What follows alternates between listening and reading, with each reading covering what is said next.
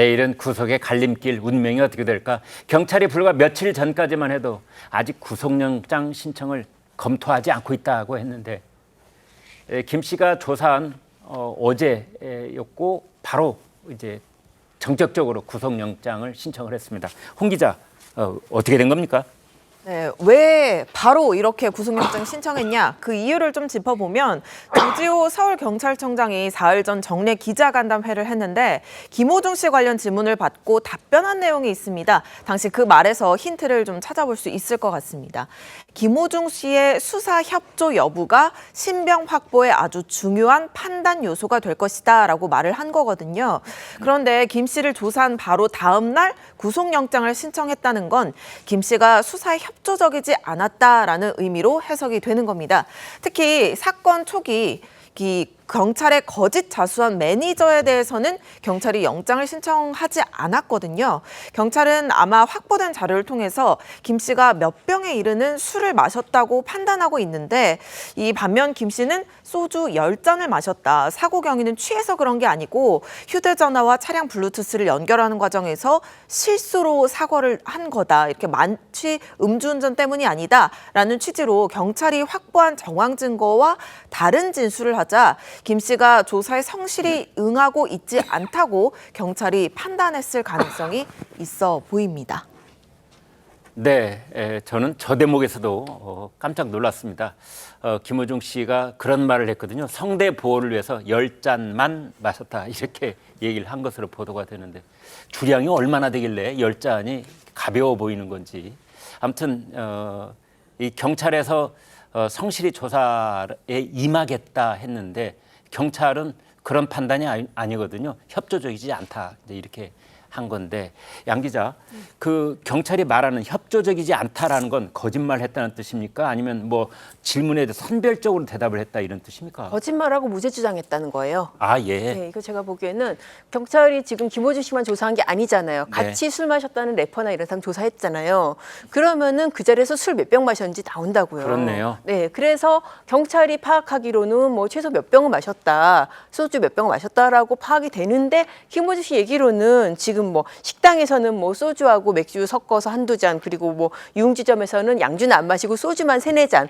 그래서 다 합쳐서 소주 10잔 정도만 마셨다라고 네. 이제 상반되는 얘기를 하고 있잖아요. 네. 그리고 사고가 난 경위에 있어서도 음주 때문이 아니라 블루투스 폐활용 때문이다라고 하는데 이게 부인 진술이거든요. 네. 왜냐하면 이게 위험운전치사상이 음주로 인해서 정상적인 판단이 안 돼서 사고가 난 것인데 그게 아니다라고 네. 블루투스 맞추느라 사고가 났다라고 부인 진술하니까 경찰 입장에서는 아 이거 부인하고 있네, 안 되겠네라는 생각이 들어서 영장을 친 게 아닌가 싶습니다. 네.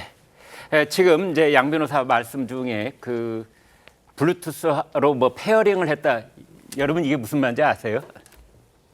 휴대폰에 들어있는 음악을 자동차의 스피커로 들을 수 있게 뭘 맞추느라 그런 뜻입니다. 자, 이승훈 위원장께요. 위험운전치상죄 이게 뭡니까?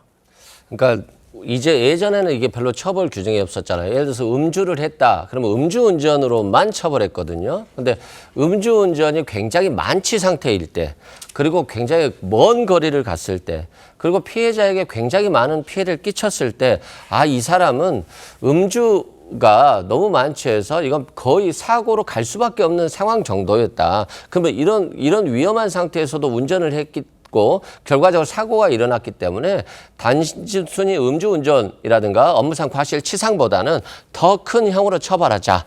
이게 이제 위험운전치상이고요. 그렇군요. 그렇기 때문에 김호중 씨가 아마 운전으로 인해서 정상적인 운행을 곤란할 정도는 아니었는데 네. 핸드폰으로 블루투스 연결하다가 이것 때문에 뭐 운전이 사고가 난 것이다라고 이제 변명을 한 것 같습니다. 그래서 최대 15년 징역형 얘기가 나오고 있는 거군요. 네, 그렇습니다. 그리고 이제 아마도 구속영장을 김호중 씨에게 신청을 했는데요.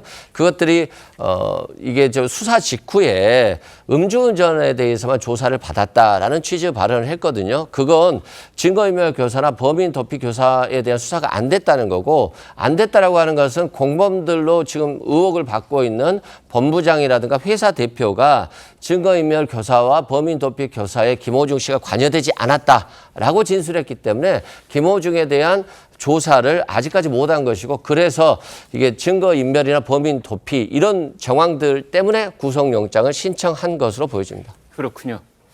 자, 양 변호사, 이 경찰이나 아무튼 검찰이나 사법기관은 이제 가장 중요한 문서가 구속영장과 공소장 아니겠어요? 네, 맞습니다. 그렇다면 일차적으로 구속영장에 적시된 혐의, 이게 이제 그 수사 과정의 최종 결론처럼 될 텐데 이번에는 뭐가 적용이 되는 겁니까? 사실 이제 이 변호사님 말씀하셨지만은 지금 1차적으로 구속영장이 청구가 된 것은 술을 마시고 사고를 냈다 이 부분에 관련된 네. 이 지금 위험운전치상하고 도주치상 사고를 내고 조치를 안 했다 네. 그 부분만 청구가 됐고요. 지금 많은 분들이 분노하시는 포인트가 운전자 바꿔치기 뭐 이런 부분에 관련된 증거인멸 교사라거나 그 부분이잖아요. 네. 근데 그 부분은 빠졌습니다. 근데 빠진 이유를 생각해 보면은 일단은 지금 소속사 대표나 이런 사람들이 자기가 자백을 했어요. 네. 아, 내가 그 대리 출두시키고 옷도 바꿔 입게 했다. 네. 그리고 그 부분을 이제 매니저나 소속사 대표는 그 부분을 이제 어느 정도 규명이 됐다고 보이는데 이거를 김호중 씨가 시켰다. 내지는 김호중 씨가 부탁했다. 이 부분은 아직 안 나왔거든요. 네. 그러니까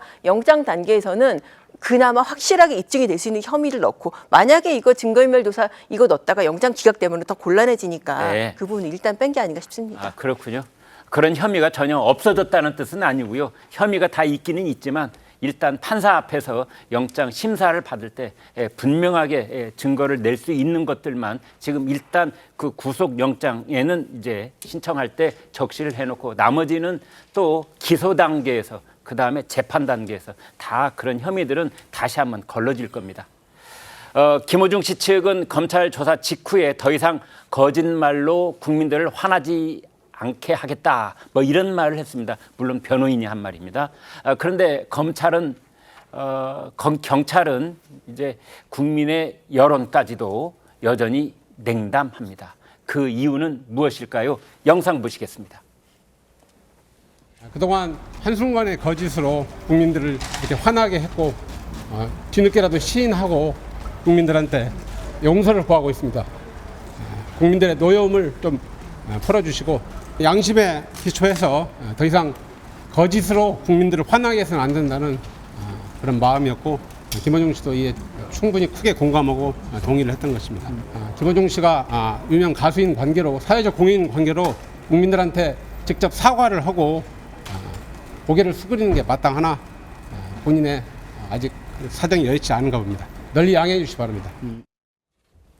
네, 성 국장님, 네. 이제 변호인이 마치 국민을 향해서 뭐 정경 발표하듯이 저렇게 얘기를 했는데 국민을 화나지 않게 하겠다, 뭐 이런 식의 얘기를 했는데 변호사라면 저희가 그냥 상식적으로 생각할 때는 지금 적용되고 있는 혐의에 대한 해명을 하는 것이 변호인이 해야 될 얘기가 아닌가 싶은데 국민을 화나지 않게 하겠다, 뭐 이런 식의 얘기를 하니까 변호사가 여론전을 하고 있나 이런 생각이 들어요. 그러니까 이 변호인이 의뢰인에 대해서 어떤 예. 법률적인 조언을 하는 것이 원래 목적이잖아요. 네. 그리고 만약에 기자들과 그러니까는 김호중 씨가 먼저 짧게 이야기하고 가버렸으면 기자들에게 법률적인 이야기를 다 해야 돼요. 네. 그런데 그러지 않고 마치 지금 매니저나 소속사와 매니저와 같은 그런 이야기를 하고 있잖아요. 그렇네요. 그러니까 그것이 국민들을 정말 화나게 하는 이야기입니다. 아, 예. 제가 이 주변에 이렇게 들어봐도 이번 김호중 씨 사태에 대해서 가장 화가 나는 것이 하나는 프로답지 못하다. 예. 어떻게 공연을 앞두고 그렇게 폭언을 할 수 있느냐. 예. 그것은 팬들에 대한 예의가 아니다. 이 부분 하나하고 네. 하나는 모든 것을 김호중 보호에 다 맞췄어요. 네. 소속사도 그렇고 매니저도 그렇고 전부 김호중 보호에 맞춰가지고 뭐 그러니까 어떻게 보면은 뭐 공교롭게도 공연이 겹쳐가지고 네. 공연 수익을 이식한 그래서 전부 다 말 맞추기를 하고 또 부인을 하고 시간 끌기를 하고 그러다가 필요하면은 찔끔 이렇게 사과를 하고 찔끔 인정을 하고 네. 그 심지어 뭐 알리바이 이야기까지 막 있지 않습니까? 나중에 호텔 앞에서 캔 맥주 4개 산 거. 맞습니다. 이런 것이 전부 다 단 하나 목적 김호중 보호예요. 김호중 네. 보호는 모든 본인들의 그 이익과 다 관련이 된 거죠. 그런데 그 김호중 보호를 소속사 매니저가 하고 있는데 지금 변호인까지 나서서 거기에 동참을 하는 듯한 그런 모습을 보인 것이 참 국민을 화나게 하는 거죠. 그렇군요. 이 위원장께요. 사실은 이제 국민들이 봤을 때 또 저희 시청자들이 보셨을 때 제일 진짜 화난 대목은 증거 인멸의 과정이 있지 않을까 이런 생각이 들 때가 있어요. 맞습니다. 이게 굉장히 어리석은 거예요. 뭐 변호사들도 많이 조언을 하겠습니다만 음주운전을 하고 사고가 났을 때는 바로 그냥 고개 숙이고 사과를 하고 반성하면 또 금방 넘어갈 수 있는 부분도 있거든요. 네.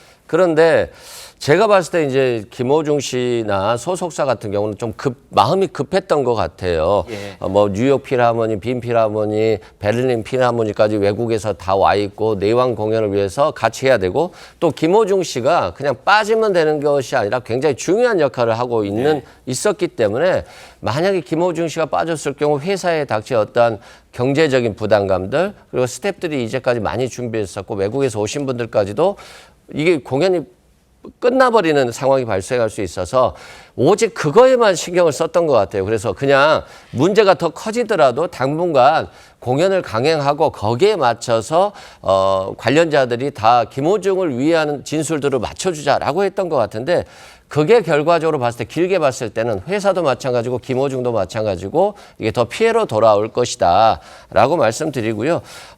그나마 뭐 조금이나마 사과를 했기 때문에 국민들이 조금은 마음을 더 누그러뜨렸을지는 모르겠습니다만 구속영장에 있어서는 그런 위험 부담을 더 갖게 된 것이거든요. 구속 여부를 떠나서 김호중 씨가 좀 더 국민들이나 팬들께 더 진실한 모습으로 다가가는 것이 좋겠다 이런 생각이 듭니다. 네.